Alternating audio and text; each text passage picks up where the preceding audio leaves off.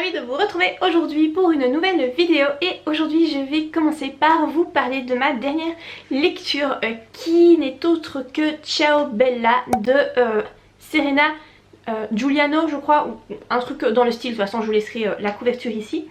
Alors c'est un roman que j'avais très envie de lire parce qu'il a été recommandé à plusieurs reprises par Virginie Grimaldi. Donc sur son compte Instagram, Virginie Grimaldi plusieurs fois a mis, a fait un petit coup de pub en fait pour ce roman là.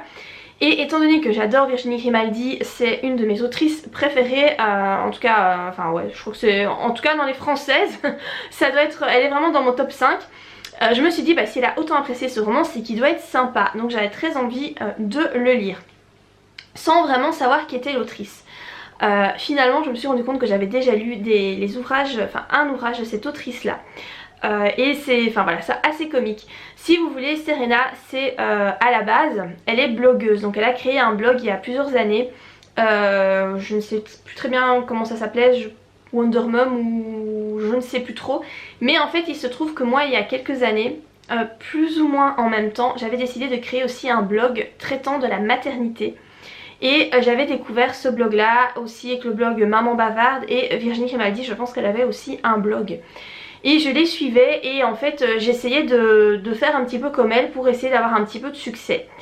Ce que je n'ai pas réussi à faire, hein, voilà, carrément ça n'a pas fonctionné, mais bon, bref, je les suivais, je les connaissais, voilà. Et puis j'ai découvert que donc Virginie Grimaldi avait fait un bouquin et j'étais très étonnée donc du coup de la retrouver dans un livre alors que je la suivais en tant que blogueuse. Et Serena en fait ben c'est exactement pareil, je suivais son blog et maintenant je la retrouve en tant que romancière. Elle avait aussi fait un livre qu'à l'époque j'avais acheté, c'était Wonder Mom en a ras la cape. J'avais acheté ce roman là, enfin c'est pas un roman en fait, si vous voulez c'est un livre qui reprend plein de petites anecdotes assez comiques par rapport au fait d'être mère, voilà. J'avais trouvé ça sympa sans non plus être fantastique quoi, c'était pas non plus un truc de dingue, mais c'était sympa. Elle en a fait 3 je pense, je n'ai acheté que le premier. Et en fait après maintenant en fait je ne lis plus du tout de blog, hein. Voilà, ce truc, cette envie là, cette passion là m'est complètement passée par rapport au blog, c'est plus du tout mon truc, donc je n'en lis plus. Mais ici en fait j'avais pas fait le rapprochement tout de suite entre Serena Giuliano et en fait la blogueuse de ce blog là que je suivais dans le passé. Et en fait j'ai découvert ça au fur et à mesure de ma lecture. Alors je pense que c'est une histoire fictive, donc ce n'est pas exactement l'histoire de son histoire à elle, mais je crois qu'elle a quand même mis énormément de faits personnels dans ce roman, parce que elle parle de Virginie Grimaldi, elle parle de Cynthia, donc Cynthia je pense que c'est Maman Bavarde. Le fait qu'elle vient d'Italie, que voilà, elle parle de sa région, etc. Je pense, en fait au début je me suis dit, bah en fait elle raconte son histoire à elle, c'est elle en fait le personnage. A priori pas totalement, puisque dans les remerciements elle remercie son père, donc je suppose que son père est toujours vivant. Mais voilà, je ne vais pas trop spoiler l'histoire, je pense que j'en ai déjà un petit peu trop dit. Mais voilà par rapport à l'histoire, donc en fait c'est une histoire très très simple. Et pour le coup, enfin, j'ai trouvé ça sympa en fait, parce que si vous voulez l'héroïne, tout le monde peut s'identifier à elle. Purée, c'est la deuxième interruption depuis le début de cette vidéo, je vais jamais réussir à vous filmer, je ne sais même plus ce que je disais. Bref, je suis désolée si je cafouille un peu, mais voilà, avec les enfants c'est pas toujours évident, hein. Voilà. Donc, pour en revenir à cette histoire, on va suivre donc, les aventures de Anna, qui est une jeune femme qui est enceinte au début de l'histoire, enceinte de son 2e enfant. Alors elle a vécu des trucs compliqués toute sa jeunesse, toute son adolescence et même pour sa première grossesse, parce qu'elle a accouché à je crois 7 mois de gestation, et donc c'était un très grand prématuré son fils, et ça lui a fait un choc, etc. Enfin bon bref, un traumatisme comme on peut s'en douter. Et en fait si vous voulez le livre commence avec une séance de psy, donc elle va avoir une nouvelle psy et elle va lui parler de ses problèmes. Et en fait cette psy va la suivre tout au long du roman, donc on suit l'évolution de la vie de Anna à travers sa psychologue. On fait aussi des petits retours dans le passé, dans l'enfance de Anna, pour qu'on comprenne comment ça se fait qu'elle est comme elle est, parce que c'est quelqu'un qui est rempli d'angoisse. Elle fait des crises d'angoisse, elle a peur d'à peu près tout, voilà. Elle n'ose pas genre prendre l'autoroute, voilà. Elle est vraiment très stressée. et on comprend de plus en plus donc pourquoi au fur et à mesure du roman. Alors j'ai beaucoup aimé ce roman pour plusieurs raisons. La première, c'est car on fait un gros plongeon au cœur de l'Italie, puisqu'il y a souvent des flashbacks par rapport à l'Italie, son enfance donc qu'elle a passé en Italie, et il retourne régulièrement pour voir sa grand-mère, sa nonna, et en fait moi quand ça touche aux grands-parents j'adore, parce qu'en fait je m'identifie totalement, parce que moi j'ai une grand-mère qui est donc toujours vivante, j'ai cette chance là, et ma grand-mère a énormément d'importance, et autant d'importance que la grand-mère dans cette histoire en fait. Du coup ça me touche beaucoup, et j'aime bien quand il y a une grand-mère comme ça dans l'histoire, ça me plaît bien. Du coup on est souvent voilà, dans l'histoire transportée en Italie, et je vous avoue que ça fait du bien, surtout en cette période-ci où vous êtes obligé de rester chez vous. Vous êtes un peu dépaysé du coup, et j'ai vraiment bien aimé ça. Surtout j'ai lu en 3 jours en fait, hein, et je l'ai lu intégralement au soleil sur mon transat, donc clairement je pouvais m'immerger complètement dans le livre, donc ça j'ai bien aimé. Alors deuxième chose que j'ai beaucoup aimé, c'est que en fait ça traite du pardon, le thème du pardon, le fait que c'est essentiel de pardonner pour avancer dans la vie, et que tant que vous n'avez pas accordé votre pardon à la personne qui vous a fait du mal, et ben ça en fait vous avez un espèce de blocage par rapport au bonheur.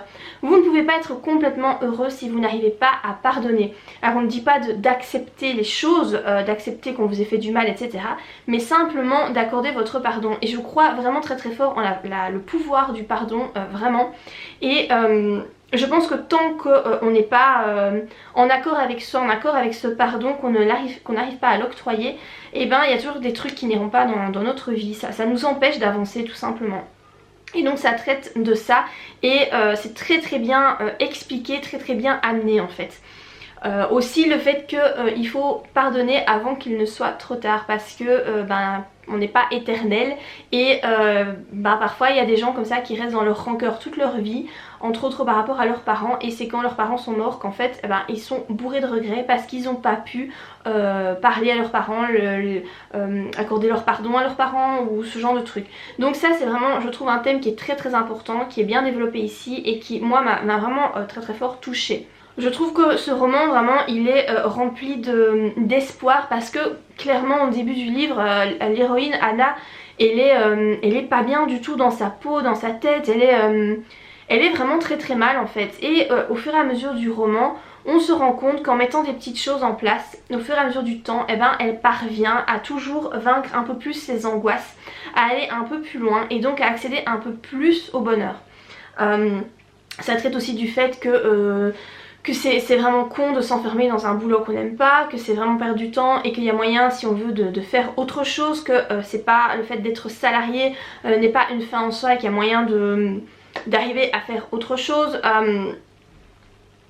Ouais, il y a toutes sortes de petits thèmes comme ça qui sont abordés, et qui enfin voilà, moi ça m'a beaucoup plu, ça m'a beaucoup parlé, et j'ai trouvé que cette histoire était super sympa. Alors point de vue du style, c'est pas non plus de la grande littérature, mais c'est tellement bien, enfin c'est bien écrit, c'est fluide en fait c'est fluide, c'est simple et c'est clair, et moi j'aime bien les livres qui sont écrits comme ça, parce que moi ça me permet, en tout cas c'est personnel hein, mais ça me permet de m'immerger à fond dans l'histoire et de m'accrocher au personnage, et voilà, pour moi ça a complètement fonctionné ici pour ce roman là.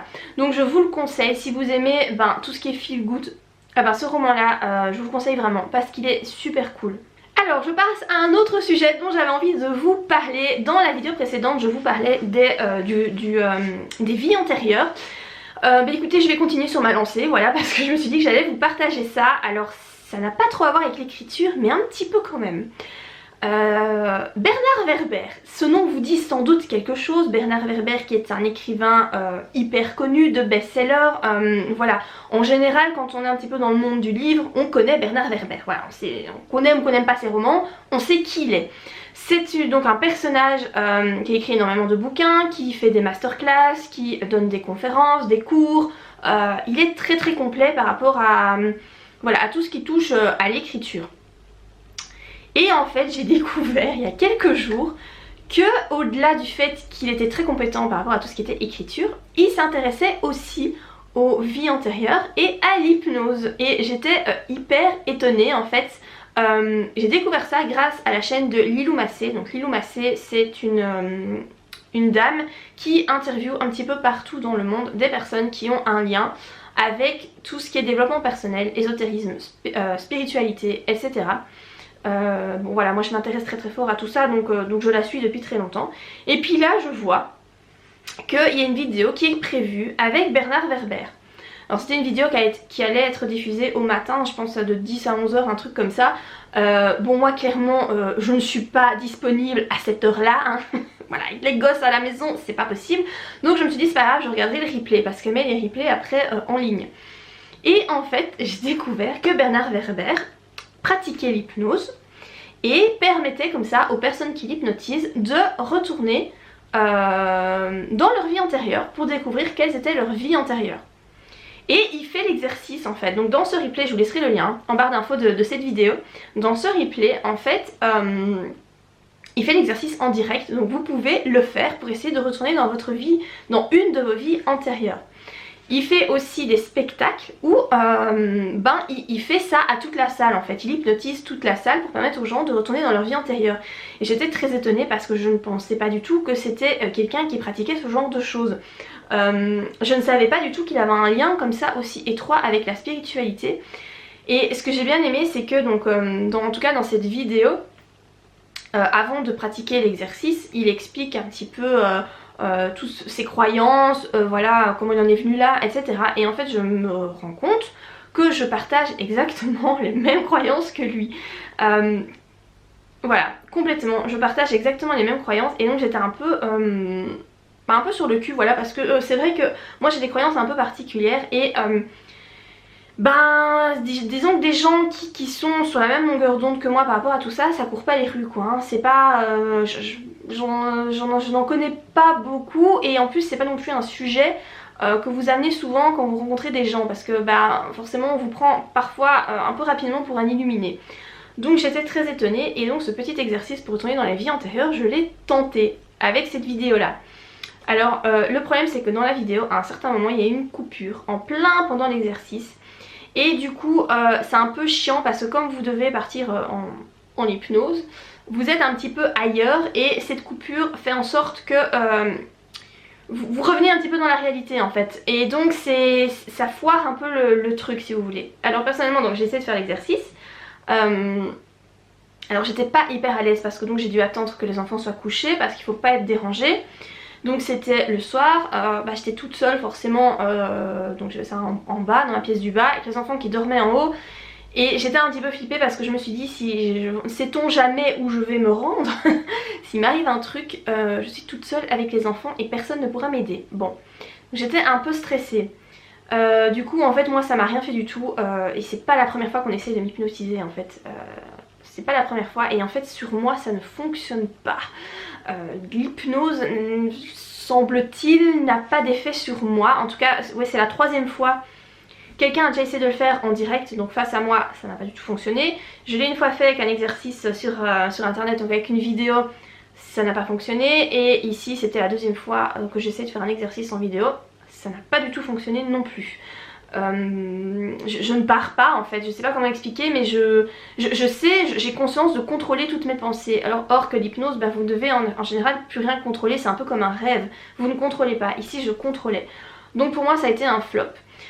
Il a refait, donc aujourd'hui on est samedi, samedi 25 avril, jeudi 23 avril, non même vendredi parce que jeudi ça a foiré, donc vendredi 24 avril il a fait un live sur sa page Facebook où il refait cet exercice là et il est accompagné par une jeune femme qui joue de la harpe. Donc je me suis dit que j'allais retenter l'exercice. Alors je l'ai pas retenté parce que hier j'étais tellement fatiguée au soir que j'ai pas eu envie de retenter cet exercice, mais je vais le faire. Parce que du coup il n'y aura pas de coupure et en plus il y aura un espèce il y aura la harpe en fond. Donc je me dis que ça peut peut-être aider mais pas sûr parce que je pense que je suis quelqu'un qui est tellement dans le contrôle que je pense pas que je vais arriver en fait à céder, à faire en sorte que mon esprit soit comment dire, sous les ordres de quelqu'un d'autre. Je crois que inconsciemment je ne peux pas accepter ça en fait. Donc pour moi c'est très dur, l'hypnose pour moi c'est compliqué. J'aimerais vraiment bien de rencontrer quelqu'un qui est vraiment très doué là-dedans pour qu'il essaye de m'hypnotiser vraiment correctement pour voir s'il y a moyen. Parce que vraiment là, le peu d'expérience que j'ai eu ça fonctionne pas quoi. Hein. Chez moi je suis quelqu'un qui est beaucoup trop dans le contrôle et c'est un gros problème. Et voilà. Donc du coup j'étais un peu déçue, mais je me suis dit je vais essayer de refaire parce qu'en fait Bernard Werber il fait ça souvent.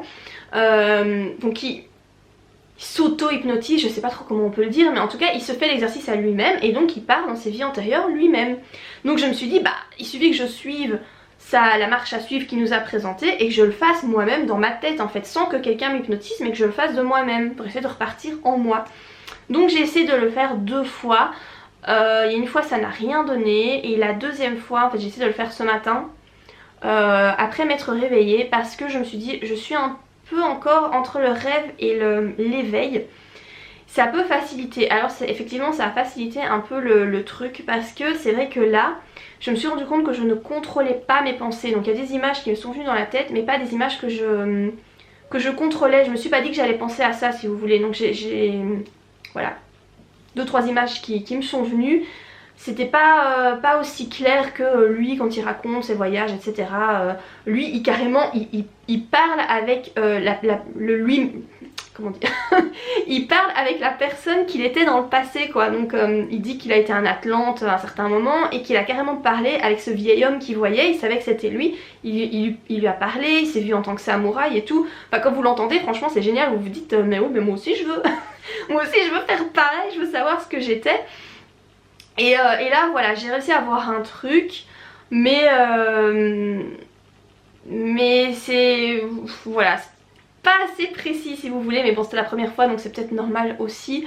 Après lui quand il fait partir comme ça les gens dans leur vie antérieure, il demande toujours que on demande à revoir une vie qui nous a rendu heureux sur un thème particulier. Genre vous pouvez demander à voir votre vie où vous avez vécu votre plus belle histoire d'amour, ou votre vie où vous avez été la plus heureuse, votre vie où vous avez eu le plus d'aisance financière, voilà peu importe mais quelque chose d'heureux. Il ne demande pas à ce que les gens partent dans des vies antérieures qui vont raviver des souvenirs en fait douloureux, genre vous allez revivre une mort, voilà. Il fait en sorte que c'est pas ça que vous allez revivre. Bon, fort heureusement c'est pas ça que j'ai vu non plus quand je suis voilà partie, on va dire ça comme ça, mais j'ai trouvé ça très intéressant. Alors si vous êtes un petit peu ouvert à tout ça, mais écoutez n'hésitez pas à aller faire l'exercice, pourquoi pas, ça peut je pense nous apporter certaines choses et moi c'est vrai que là je ressens le besoin de me reconnecter un petit peu plus à ma spiritualité parce que j'ai laissé un petit peu ça de côté et en fait je me rends compte que ça ne me correspond pas de laisser autant de côté cet aspect là de moi-même. Donc là j'essaye de renouer un petit peu avec ça doucement et voilà, pas trop en faisant attention à ce que je fais parce que je sais que certaines choses peuvent être dangereuses pour avoir pas forcément vécu des trucs mais avoir entendu des témoignages etc. de personnes de mon entourage. Et je sais qu'il faut faire attention à certaines choses. Bon là je me dis ça va, c'est pas trop risqué, enfin j'espère pas, voilà. Mais écoutez, si vous avez envie de tenter l'expérience, je vais vous laisser le replay que j'ai regardé. Sinon allez voir sur la page Facebook de Bernard Werber pour voir son replay du vendredi 24. J'imagine que là il n'y a pas de coupure et en plus il y a la harpe qui l'accompagne. Donc moi je vais tenter le coup, je vais essayer de faire ça ce soir, je verrai bien dans quelle tâche je suis. Mais voilà, j'avais juste envie de partager ça avec vous. Je me suis dit que ça pourrait peut-être vous intéresser. N'hésitez pas à me dire en commentaire si vous le faites et n'hésitez pas non plus à partager vos expériences si vous avez envie ou pas, hein. Voilà, ça appartient à chacun donc c'est pas une obligation évidemment de dire ouais moi j'ai vécu ça, j'ai vu ça, je me suis vue comme ça. Bah non, parfois ça peut être intime, on n'a pas envie d'en parler, mais sinon n'hésitez pas à dire en commentaire ce que vous avez vécu. Voilà, moi je vais vous laisser ici. Si vous avez apprécié la vidéo comme d'habitude n'oubliez pas de la liker, n'oubliez pas non plus de vous abonner à ma chaîne si ce n'est pas encore fait et moi je vous dis à très bientôt pour de prochaines vidéos. Bye.